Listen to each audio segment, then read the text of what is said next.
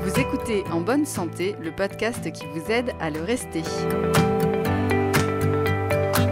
Cet épisode vous est proposé par le mutualiste Pavillon Prévoyance. Bonjour et bienvenue dans ce podcast. Je m'appelle Léa et aujourd'hui nous allons voir ensemble comment faire pour avoir une alimentation équilibrée. On le sait tous, il faut manger 5 fruits et légumes par jour, ne pas manger trop gras, trop salé ou trop sucré. Mais au-delà de ces slogans que l'on entend régulièrement, nous sommes peu nombreux à savoir comment faire concrètement pour bien manger. Et pourtant, l'alimentation joue un rôle capital pour nous maintenir en bonne santé. C'est elle qui nous apporte l'énergie essentielle au bon fonctionnement de notre organisme. Bien manger participe aussi à la prévention des maladies chroniques, comme les maladies cardiovasculaires, le diabète de type 2, l'obésité et même du cancer. Alors, pour savoir comment s'y prendre au quotidien, je suis allée à la rencontre de Marine Marty, diététicienne nutritionniste et sophrologue à Vénercq en Haute-Garonne. Je lui ai d'abord demandé ce que signifie avoir une alimentation équilibrée. Alors ça, c'est une très grande question. Pour y répondre le plus simplement du monde, mais à la fois une réponse qui peut-être n'est pas assez satisfaisante, c'est qu'il n'y a pas un équilibre, mais il y en a plein. L'équilibre, en fait, il dépend de chacun. Je peux être une femme enceinte et avoir besoin d'un équilibre particulier. Je peux être un enfant et donc j'ai des besoins particuliers. Je peux être un ultra sportif, je peux être une personne âgée. Donc en fait, l'équilibre, il va dépendre de chacun. Mais alors, comment peut-on savoir ce que l'on doit manger ? Existe-t-il des grandes lignes que chacun d'entre nous peut suivre facilement pour bien manger au quotidien ?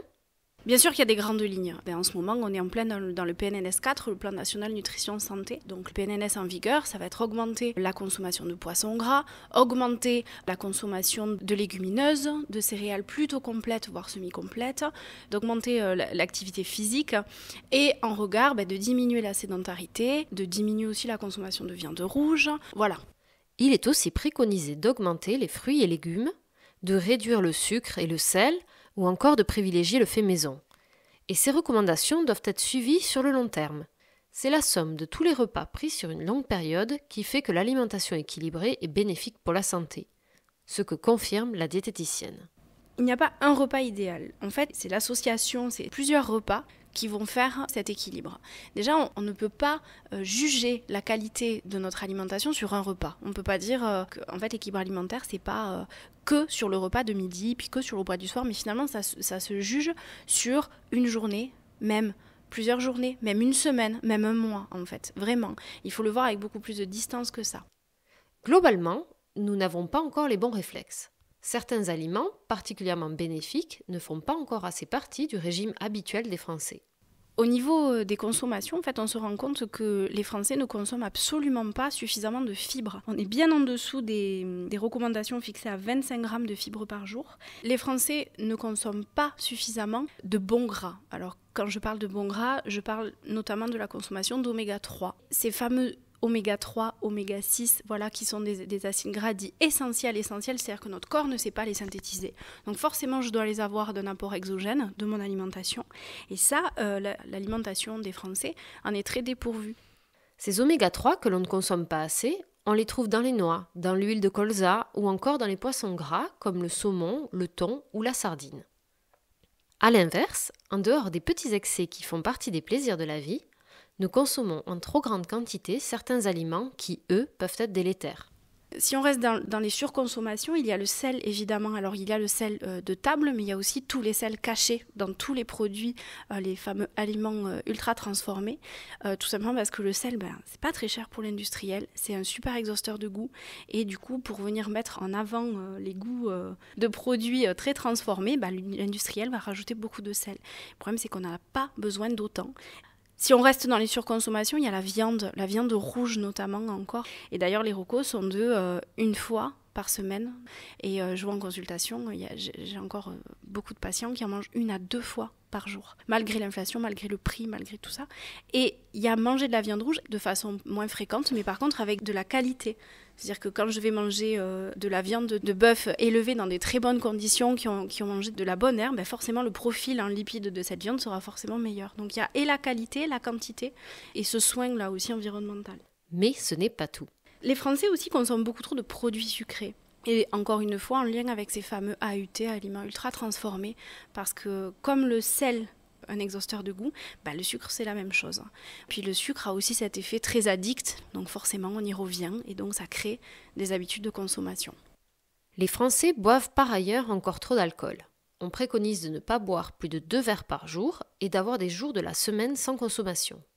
Or, le fait de boire de l'alcool régulièrement, voire tous les jours, est encore banalisé. Et cette habitude peut malheureusement conduire insidieusement à l'addiction.